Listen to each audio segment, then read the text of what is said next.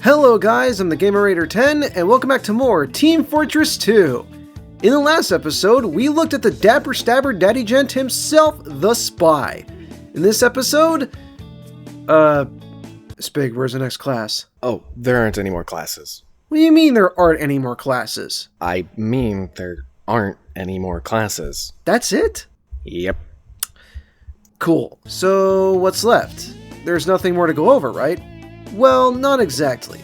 In this episode, I'm going to go over some little tweaks you can do to personalize or spice up your game, as well as cover most or all of the topics I haven't yet gone over in the series, as well as some that I just forgot to go over. Sound good? Great.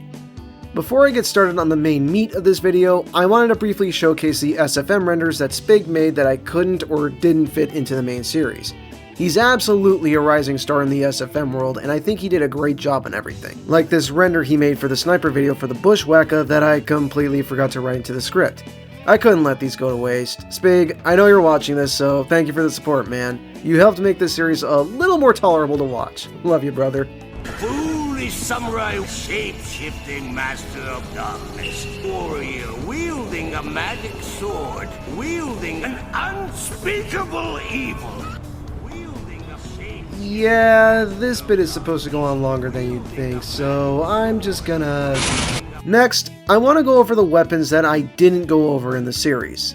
See, when I started this series, I only wanted to give an elementary look at each of the class's unlockable weapons, but I realized around NG, after doing all of Demo's weapons, that it'd be best to just do every weapon. Look, nearly 2.5 years of doing one continuous series changes a man, alright? Anyway, let's go over each weapon I missed, starting with Scout. The shortstop is kinda okay. It fires 42% faster than the scattergun with twice the damage per pellet, while having a clip-based reload similar to the Force of Nature or the Soda Popper. You also have a shove that does a whopping 3 damage and is like a tiny air blast. Kind of a nothing ability, really. While there is more punch per pellet in the shortstop, it only has 5 pellets as opposed to 9, and 4 shots per clip rather than 6.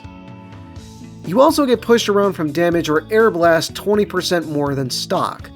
The shortstop, more than anything, is meant to be a more medium range alternative to the regular scattergun, while just being okay in close range.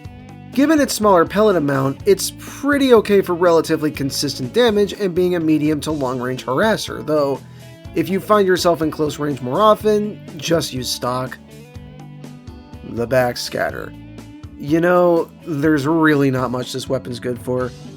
So, in exchange for a smaller clip size and a wider spread of bullets, you get mini crits from behind. Yep, that's it. You don't even have an infinite range for the mini crits. After medium range, the mini crits dry up. In essence, you suck more at range and in sustained fights for maybe a little bit of dopamine. The reason why this weapon's terrible is because, well, it doesn't cross any important damage thresholds that stock can't. It's not as good at range or sustained fights, it's just so dull. Yeah, you can one-shot light classes with this thing, but hardly is a scout going to be specifically targeting a spy. This thing doesn't give a small movement boost to catch up to enemy scouts. NG sentries will send you to respawn before you can even get close unless you happen to catch him out of his sentry sights. And gunslinger NGs have more HP than the maximum mini crit damage from this thing. Your only viable targets are snipers, and even then, 2 taps from stock will put them down without having to do a crazy flank play. Why would you ever use this gun? Who here remembers an old World of Warcraft meme? Ready, guys? Let's do this. Leroy Dragons! Oh my god, he just ran in. That's basically the bonk. When you drink this, you become completely immune to all damage for 8 seconds, effectively an uber charge, only you move in third person and are unable to attack. You're also not immune to air blasts, so bear that in mind. You can get stun locked. Lastly, while you don't take HP damage while under bonk, you do take speed damage, as we'll call it. If you've taken damage while under bonk's effect, you could slow down from anywhere from 25% to 50% of your regular movement speed for 5 seconds.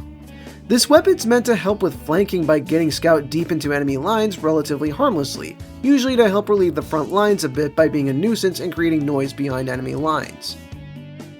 Mad Milk is kinda like the battalion's backup mixed with Girardi, which sounds worse when I say it out loud, oh god. It can reveal enemy spies, extinguish fire on teammates which reduces the charge time or yourself, and grants a heal on hit effect to enemy players, so when you or your teammates shoot them, you get health back. Pretty nice utility when you're in a dicey firefight and want to help your team out a bit, or if you suspect a spy is present.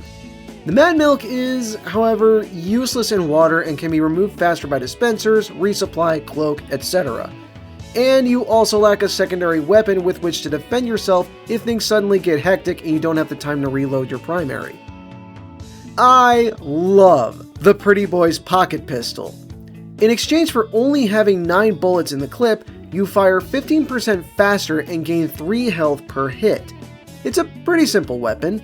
It's like the Blutsauger, but actually pretty good. Its DPS, or damage per second, is pretty nice, actually just barely beating out the stock pistol. While you're going to be reloading more often, the pocket pistol can help you leave a fight sometimes healthier than you were going in. Hell, arguably, you could open a fight with it to top off your HP before finishing with your scattergun. This weapon is amazing, especially in the absence of medics. The Flying Guillotine is pretty slept on if I'm being honest. Rather than being a hit scan weapon like the pistol, it's a projectile weapon. If it misses, which will happen fairly often unless you dedicate your secondary slot to it, it can't be picked up. But if you do hit someone with it, it does 50 damage at base and causes bleeding damage for 8 seconds like the Tribalman's Shiv. Hitting a long distance throw reduces the recharge time by 1.5 seconds, 25% of the regular 6 seconds. All in all, it's a nice weapon to open a fight with as you go to finish off the enemy with your scattergun or melee, ensuring that even if you lose, they're still probably going to bleed to death. So, I made jokes with some weapons in some of the earlier episodes of this series, and here I'm going over them in more serious detail, starting with the Sandman. I remember when I thought the Sandman was a straight upgrade before I checked the actual stats. The Sandman is largely the same as the stock bat, with 2 exceptions. Number 1, it lowers your max health by 15 points. Not ideal, but not the worst thing in the world. Second, you get an alt fire that allows you to launch a projectile baseball towards your enemy. If it hits, it'll slow them down to a crawl like they were hit with the Natasha. Depending on the distance, the slowdown could last between 1 second at close range to 7 seconds at max range. The baseball also hits for 15 HP at base and can be picked up later by walking over it to skip the 10-second cooldown. Thing is, there's not much of a reason to use the Sandman unless you're specifically targeting enemy scouts, overdose medics, and fully headed demo knights. I guess it can also be used to prevent an escape or screw with Trollgers, but other than that, it's just kind of meh. You'd be much better off using the Rap Assassin or the Atomizer. The Sun on a Stick is one of the most situational weapons I've ever seen. At the cost of 25% less damage, you get crits on burning targets and 25% fire damage resistance while holding it out, meaning it can kinda save you in hyper-specific circumstances against enemy pyros if they're not using the degreaser. The thing that makes this weapon bad is that it requires your team to have a pyro in order for it to be better than stock, and you need to commit yourself to fighting a class that pyro has lit on fire. It's almost a straight downgrade in the absence of a team pyro, and a complete downgrade if no pyros are in the game. It doesn't even have the ability to light enemies on fire for some reason to do the work yourself. I don't know what exactly the deal with this weapon is. It looks so cool, but it sucks. The Fan-O-War is not that terrible, I think. Well, for direct combat, it's awful, but as a way to open up a fight, it's serviceable, I guess. When hitting someone with this, they're marked for death for 15 seconds, and this weapon also gets regular crits when it would normally mini crit, which is kind of a nothing stat since at that point it's just the stock bad but worse. The marked for death status is pretty nice to open a fight with if you like to combo, since the bite of your primary is really gonna hurt, and even if you lose the fight, they still have to wait out the 15 seconds, which is thrice as long as a fully charged Sydney Sleeper shot. They'll be limping back and retreating to wait out the mark unless they want to risk a fight where they'll be taking 35% more damage. Bear in mind, however, you can only mark one enemy at a time, so you can't just smack a heavy and his medic and expect them both to be squishier for 15 seconds, just one of them. The Rap Assassin really toes the line between being a good or bad weapon. It works very similarly to the Sandman and the Guillotine. Its all-fire launches a Christmas ornament like the Sandman's baseball, with the same amount of damage. On a direct hit, it causes bleeding for 5 seconds, but it also has a tiny explosion that does a little bit of splash damage to nearby enemies without bleeding them. The ornament, rather the bauble, also recharges 25% faster than the Sandman ball. If you hit a long-range shot, the ball will crit the enemy. Lastly, your melee hits do a mind-boggling 12 damage. I kinda like this weapon. It feels good hitting a shot with it and bleeding an enemy. Nice for opening a fight with. Come to think of it, a lot of Scout's melee weapons are designed for being fight openers.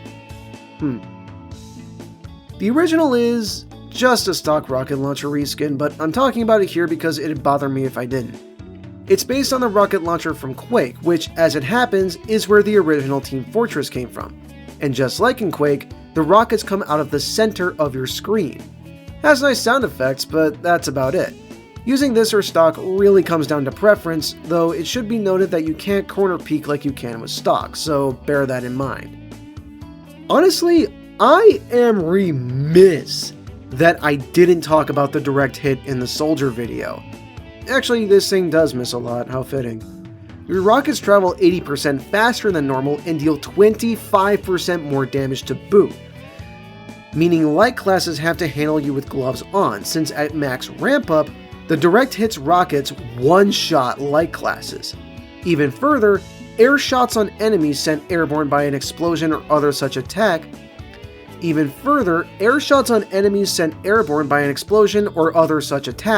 be mini-crit when hit for tyrannical damage at max ramp up. That said, the direct hit demands you respect its name, as it has a 70% smaller splash damage radius. It's not necessarily impossible to get splash damage with this thing, but it's pretty impractical, so the launcher demands, well, direct hits. Plus, its faster projectile speed, like the Liberty launcher, can mess up a rocket jump due to the timing being tighter. Now, this thing is famous for some of its users who miss all the time except in melee range, but those soldiers who've trained with a direct hit and can, say, triple shot a sticky jumping demo man out of the sky? God help you if you come across them. The black box is pretty simple.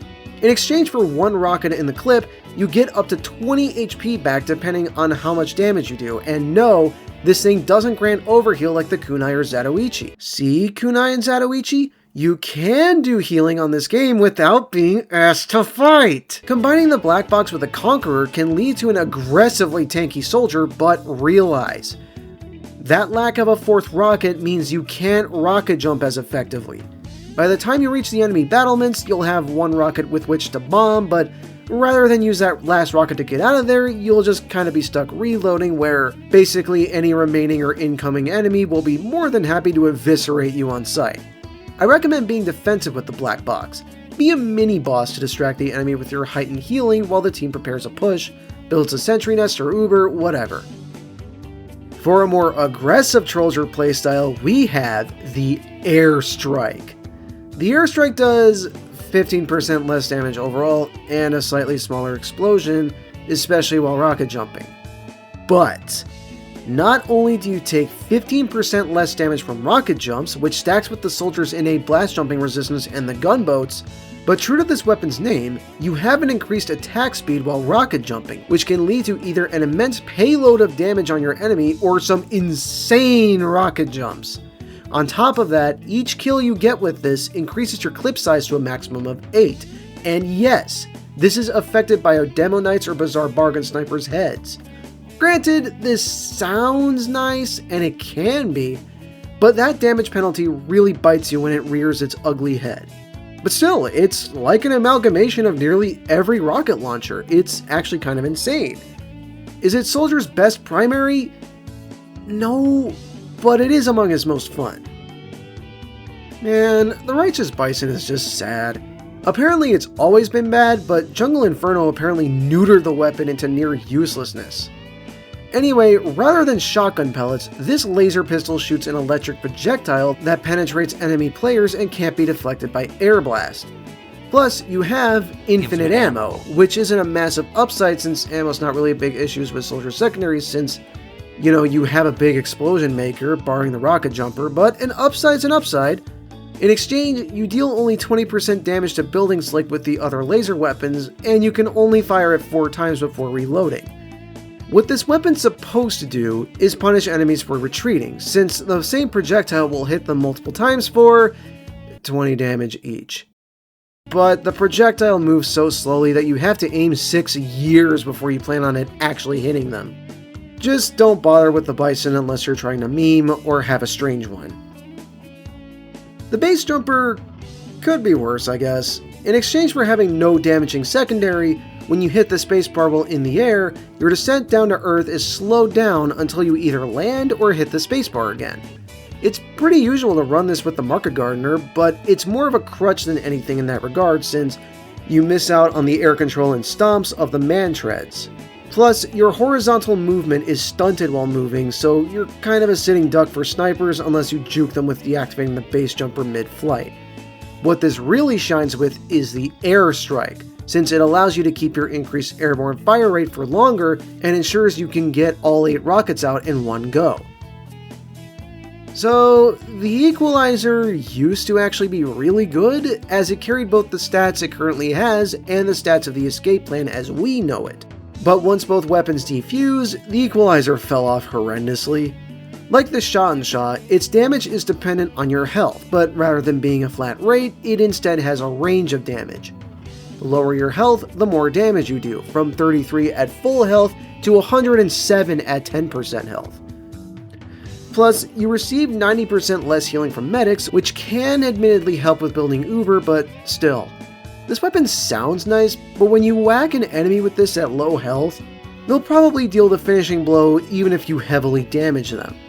On top of that, Soldier is just barely faster than Heavy, so most enemies will make a speedy escape, and those who can't will just kill you before you can get 2 swings off. Just use the escape plan to make your escape, it'll let you down way less than the Equalizer. The Rainblower is just a stock flamethrower, except that it takes you to Pyroland and has a taunt kill. I'll talk about taunt kills later. That's really about it. The only caveat, I suppose, is air blasting is a bit weird with it, given that massive horn-like end of the nozzle. At least, I've had trouble air blasting with it before. The Backburner can be really fun. At the cost of your air blast now requiring 50 ammo instead of 20, your fire now deals critical hits if it hits the enemy from behind, which has some really confusing source spaghetti around it, and sometimes the game decides you're not behind someone even if your eyes tell you otherwise, but for pyros who know how to position themselves and flank effectively, and make good use out of the thermal thruster or detonator, this weapon is a fantastic side grade to stock. You basically trade proficiency in air blast for proficiency in pure fire damage. There's really no reason to use the Man Melter with anything but the Flog. So, the Man Melter fires the fastest flare projectile in the game that doesn't deal any bonus on hitting burning players.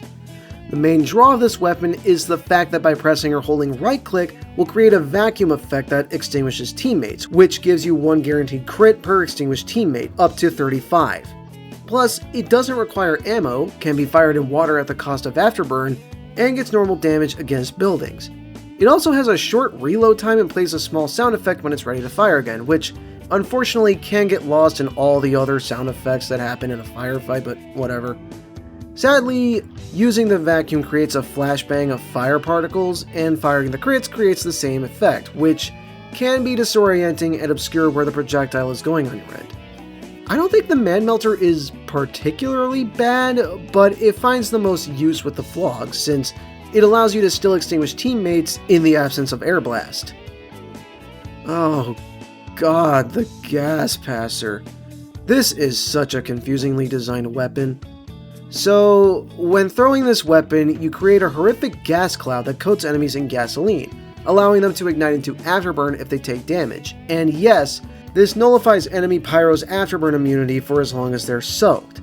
Interestingly, the gas lingers for a few seconds after it hits a surface, and it's affected by gravity, so props for originality? Like the Flog's oomph meter, the gas is charged with damage done, but unlike the Flog, the gas charges over time. This is also a, frankly, crappy way to extinguish teammates if you have a Flog or don't feel like using your flamethrower, or you don't have enough ammo to air blast. And it also fairly recently got buffed to count enemies as wet so it can combo with the Neon Annihilator. So what's all this in the cost of? 60 seconds of waiting for the gas to build up, and your gas meter starts empty and can't be filled by respawn or the resupply locker. Jesus Christ! You're basically dealing fire damage with your flamethrower to cause more fire damage? What the entire f*** is this weapon? If you're adamant about using it, use it in man versus machine. The gas passer is really good there. I'm dead serious. Probably the best weapon that I forget exists, the back scratcher is really nice. You deal 25% more damage per swing for a base damage of 82, enough to kill medics and gunslinger NGs in 2 swings, and a crit one-shots a soldier with considerable overheal. Plus, when picking up health packs, you get 50% more healing out of them, meaning, for instance, a medium medkit, which normally heals 50% of your HP, now heals about 75%. However, other sustained healing sources like medics or dispensers give you 75% less health. So, you trade sustained healing proficiency for burst healing proficiency. Okay, well, the damage with the back scratcher is still pretty nice, and it's the weapon of choice for those pyros who don't need no medic. You really can't complain much with this weapon. I just like using the power jack and homewrecker more. I struggle to find a use for the sharpened volcano fragment. The 2 coolest weapons in the game, both from Rift, just aren't that good. It sucks. In exchange for dealing 20% less damage, 52 damage per swing, you inflict afterburn on your target. I mean, I guess it's kinda nice to have fire damage on all your weapons, and the damage penalty isn't too punishing. I guess it's okay for comboing. You hit someone with this and swap to the flare gun or Dragon's Fury to finish them off. Cool, I guess. I suppose I'd argue that it has a better niche than the Sun on a Stick, since it's usable anywhere except the water. The 3rd degree is the only direct upgrade in the entire game, no downsides to be found. Any damage dealt to an enemy is transferred to all players connected to them via medigun beams. And that's it. It's just a stock fire axe, but it smacks everyone connected to the target by medic's beams. I guess you could get the drop on, say, a soldier medic combo and damage them both simultaneously, but considering 65 damage isn't much and the stock fire axe isn't that great of a weapon to begin with, yeah, just use any other melee besides stock. This is just the eviction notice, but just slightly better. So, the hot hand is kind of a joke weapon that allows Pyro to slap his foes twice at once, which gives him a speed boost. In exchange, you deal 20% less damage. 2 slaps are 56 damage. I guess it could be worse. I mean, I guess you can use it to make a daring escape and slap an enemy to do a weird ping-pong kind of escape, but if you need to get out of there this instant, why not just use the power jack, which doesn't have a damage penalty and also heals you with each kill? The hot hand struggles to find its niche among the utility of Pyro's other melee weapons, and there exists little reason to actually use it beyond memeing and broadcasting your successful slaps to the server. Well, the Thompson is just kinda terrible. Like, it's supposed to be designed for direct combat, and yet I've reliably killed more people with the Rescue Ranger, a utility weapon not designed for direct combat. Like the Bison, it shoots an electric unreflectable projectile instead of bullets, doesn't require ammo, has 4 shots before reloading, and does 20% damage to buildings. Its projectile doesn't penetrate, so once it hits something, even your teammates, it's gone. This is an I hate spies and medics weapon where the projectile, when hitting either of those classes, will drain up to 20% of their cloak and 10% of their medigun charge respectively. This is dependent on the NG's distance to the target. From close range, you get those full percents. At long range, it won't drain anything. At base, its damage is also 60 HP, so there are several problems with this weapon. Several problems.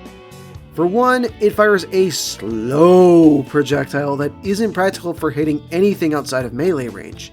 For two, its firing speed is abysmal. For three, it's outclassed by NG's other primaries for actually draining uber, since 2 shots removes 100% uber with any other shotgun. For four, why would you, as an NG, go specifically on the offensive against a medic? For five, this is only really decent if you're having a lot of trouble with a Dead Ringer spy, since the cloak drain happens before the game registers the Dead Ringer's activation, so the spy will be cloaked for less time. You get one, buddy. I can't sugarcoat it, this weapon is just awful. Don't use it, save yourself the headache. One mechanic I didn't go over is taunt kills. See, some weapons have a different default taunt than their stock counterparts, like the Cow Mangler. Some of these taunts actually act as unique and stylish ways to kill opponents. Honestly, taunt kills are the maximum form of disrespect one can do, even if they are just terrible as actual utilities for killing. I mean, you're a sitting duck the entire time you're taunting, and yet some fool still falls to your weapon and your antics. The weapons that can taunt kill are the Sandman and Atomizer, the Equalizer and Escape Plan, most of Pyro's secondaries plus the Hot Hand, the Rainblower, the Scorch Shot, the Thermal Thruster, Demo Swords, the Fists and Holiday Punch, the Frontier Justice, the Gunslinger, one of NG's recently added taunts as of early 2026, the Uber Saw, the Huntsman, and all of Spy's knives. I also just wanted the opportunity to showcase this taunt kill I got on Thunder Mountain about some time ago at the time of recording, plus my reaction, so... Oh, I got that son of a bitch, and I'm so happy. Game Raider, what did you do? Game Raider, no. Okay, now I want to actually start talking about tweaking and customizing TF2 in general. First things first, on the Games menu, go into Options, and on the Keyboard tab, click Advanced, then hit Enable Developer Console. After that, you just hit your tilde key, and there you go, you open the console.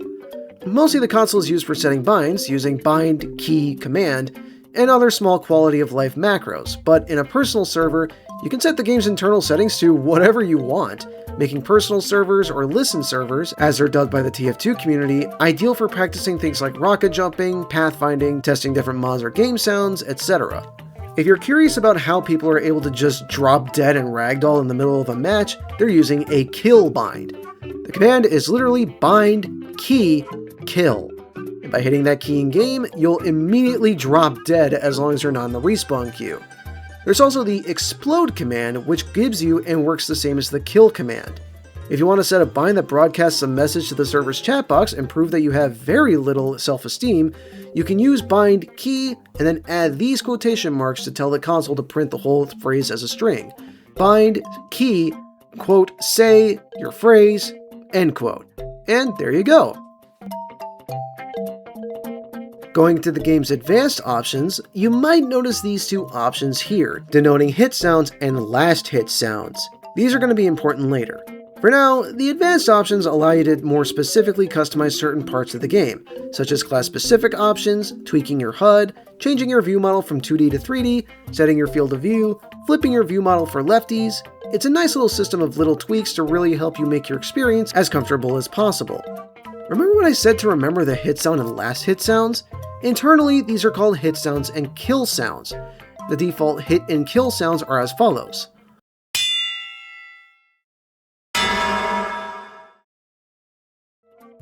But you can customize these sounds with this process. Find a sound you want to use, download it and convert it into a WAV file, not an MP3, using a program like Audacity. Rename the file to hit sound or kill sound, depending on which sound you want to change. Open your TF folder in TF2's internal files on your PC. You can access these files by right-clicking TF2 in Steam, going to Manage, and hitting Browse Local Files. Go to the folder Custom. Make the folder TF2 Hit Sounds. In that folder, make another folder, Sound. And in that folder, make the folder UI. Paste your custom hit sound and kill sound in there, and voila!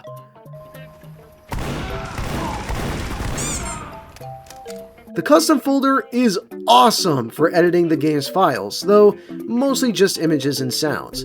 There are plenty of guides out there to help you learn which other sounds you can customize, how to randomize them, and a bunch of other things.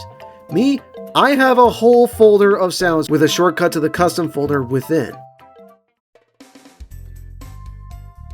If you see that my HUD looks exotic compared to one of a fresh installs, that's because I am using a custom HUD. Custom HUDs are there simply to spice things up, provide a cleaner viewing, minimize fluff, or just add a personal touch to TF2. There used to be a website for TF2 HUDs that has unfortunately shut down, but still, it doesn't take much searching to find a custom HUD for this game. The one I use is arguably objectively the best one out there, ToonHUD. It even has its own website, toonhud.com. From there, you can either download other custom Toon HUDs that people have made, or make one that's entirely your own. As an example, here's mine. It's for personal use and is thus unpublished, but it's mine. Once you have the HUD you want, download it, then extract it from the folder. Open the folders until you see a folder called Assets. Hi, Future Gamerator here. I was actually wrong. You want to find a folder called Materials. That's the folder you want. I was thinking of a Minecraft texture pack, or resource pack as they're known nowadays. Oops. Alright, that's it. Go up one level and copy the folder, then throw it into your custom folder from before. And that's it. There's your custom HUD. I can't go much into the specifics on how to improve one's gameplay in TF2, but the best I can say is simply to just play the game and practice. Everyone improves in their own way. I guess a few tips I can offer are situational awareness and your mouse. TF2, at base, is a shooter game. In shooters, there's a lot of information your brain needs to focus on, react to, store in the back of your mind, all that fun stuff. The more you play TF2, or just games in general, the more your brain will get used to processing a bunch of information at once. As for your mouse, personally, I have raw input turned on in the settings to have a more natural feeling mouse. I also have the sensitivity and my mouse's DPI turned right to where I feel is most comfortable. Just play around with those settings and you'll eventually land on what's most comfortable for you. If you want to improve your mechanical skill at TF2, I strongly recommend the community-made map TR_walkway_RC2. It's a very customizable map that just spawns a bunch of bots running straight forward for you to wail on to your heart's content. You can practice your aiming, get a feel for air shots, get a feel for melee range for Trilogy and Spy, play with your mobility tools, all that fun stuff. Pretty simple how you install it too. Just go to Game Banana, download the map, and plop it into TF2's Maps folder. Then make a listen server or type this command into your console and you'll be right onto Walkway. Competitive mode, I'll be honest, I have absolutely zero experience with. It's an extra game mode that tracks your wins and losses across each game you play. Its main changes from casual mode, TF2's default game mode, are alternate announcer voice lines, an interactive winner screen, fewer game modes and maps than casual, lacking random crits and random bullet spread, and having 6v6 games as opposed to the regular 12v12. Hardly anyone goes to competitive in this game, mainly because it's just kind of bad. It takes about half a century to get into a match, and even then, it's inevitably going to have levers and cheaters and all that goofy stuff. While TF2 does have a small yet active competitive scene, it doesn't really use competitive mode from what little I know. Maybe someone in the comments can shed some more light on it, I don't know. So, Man vs. Machine. MVM is TF2's PvE game mode. You and 5 other people battle massive hordes of robots big and small, all for a chance to win some nice loot if you're doing man up mode. The classes play almost completely differently in this game mode. For one, most weapons can be upgraded at upgrade stations with money dropped from dead robots. These upgrades allow for faster reloads, more shots per clip, more ammo capacity, plus some unique upgrades for certain classes, such as Knockback Rage for Heavy or Rocket Specialist for Soldier. For 2, some classes' roles are completely switched around, most notably Scout, who not only has a larger money pickup radius compared to other classes, but he mainly functions as a high-velocity tank, able to zip around the map and draw aggro away from his teammates and soak up damage, especially with resistances upgraded, and throw Mad Milk to slow giant scout robots down and heal his teammates. or how Soldier is meant to be a spy destroyer on top of being a class meant for splash damage, or Pyro is all about crowd control, especially with the gas passer or tank busting. I can't really make a comprehensive guide on MVM yet. Frankly, I'm not that good at it, so I can't really recommend this upgrade over that, this class in this situation, etc. I might make an MVM focused bonus video one day, but that day is a long ways off. For now, I recommend watching some of Wheezy TF2's videos. He's known as the MVM TF2ber, so he more than likely can teach you more about it than I ever could. You might have noticed this little section of the menu right here called Community Servers. This is where you'll find the server browser. From here, you can find TF2 games of all kinds, from servers on custom maps, to custom game modes, to friendly servers, to trade servers, pretty much anything you can imagine being possible in TF2. And that was just the Internet tab for a massive array of servers. You can also favorite custom servers you've been on and connect to them in the Favorites tab. The History tab lists out the custom servers you've recently been on. The Spectate tab, I think, is there if you just want to spectate other servers without really participating. Looks pretty dead though. The LAN tab is for LAN connections if you have friends nearby on other computers playing TF2. The Friends tab is exactly what it says. It shows what custom servers your friends are on and allows you to connect to them if there's enough space on the server. The Blacklisted Servers tab is for servers you'd rather not go to again for whatever reason. You can also organize your server browser with different filters down here to ensure you only get what you want instead of this massive grab bag up here. Now, the purpose of this LP was mainly to help newer players get their feet wet with TF2 just jumping in, since TF2 is an insane game with a lot of different mechanics and moving parts. You'll find absolutely no shortage of YouTube videos talking about different classes or playstyles, talking about the intricacies of different weapons, how to use bad weapons, tips on various game modes including MVM, the works. There are many TF2bers since this is a big game with a lot of staying power. Let me list 3 of my favorites. You might find someone I didn't mention, and that's fine. Soundsmith is just a fantastic YouTuber overall and an awesome sound designer and composer, not that I have much authority to say so on those fronts. And his Man's Guide series is always worth a watch. Stereotypes is fun too. He also has a couple of sound design videos that really got me thinking about picking up sound design as a hobby. He does all the special sound effects for his videos and he's just good. Definitely give him a watch, he's my favorite. And Spig's too. Especially Spig. Uncle Dane is a walking encyclopedia on the Engineer class, with extremely in-depth views on playing around Engineer. If you thought I was comprehensive in the Engie episode, oh boy, Dane is insane. He's a great engineer overall and teaches way more than I ever could. If you want a main engineer, go watch Uncle Dane and you'll learn everything you wanted, then some, then way too much. I adore Fish Stick on a Stick's weapon reviews. He's most well known for his Bad Weapon Academy videos, where he takes some of the worst weapons video games, mostly TF2, have to offer, and he shows you how to best utilize them. He also offers a way to rebalance his weapons to be better or more fair, not necessarily for Valve's benefit because give me a damn break, but more so to kick up a discussion. He's very curt and blunt, but makes some nice jokes here and there and argues his case on certain weapons, mechanics, and other such elements pretty well.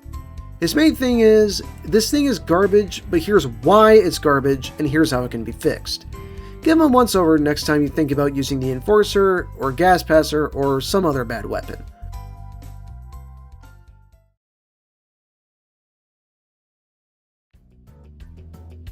Well, that's it then. I've been doing this series for more than a whole 10th of my life, and now it's finally time to put it to rest. This isn't the end of TF2 content on my channel, not even close. I will be recording any ridiculous shenanigans with my friends in my personal Discord server. I might go over MVM one day in a bonus episode, and please believe there are going to be more clips videos for entertainment and editing practice. Thank you all for sticking with me through to the end of this series, and for watching. I want to personally thank SPG Anomaly, Spig as we call him, for helping pen the script in the later episodes, providing good spy gameplay, making SFM bits for me, and anything else I can't remember for the script. I want to thank all the guys, gals, and non-binary pals in my Discord server for putting up with me and just being awesome people to record and shoot the crap with. And lastly, I also want to thank Valve for making such an awesome game! Seriously, I love this game so damn much! It's amazing and hilarious and it's outlasted so many other games from its time and beyond! So do yourself a favor, go play this game right the hell now, just, oh my god, I love Team Fortress 2!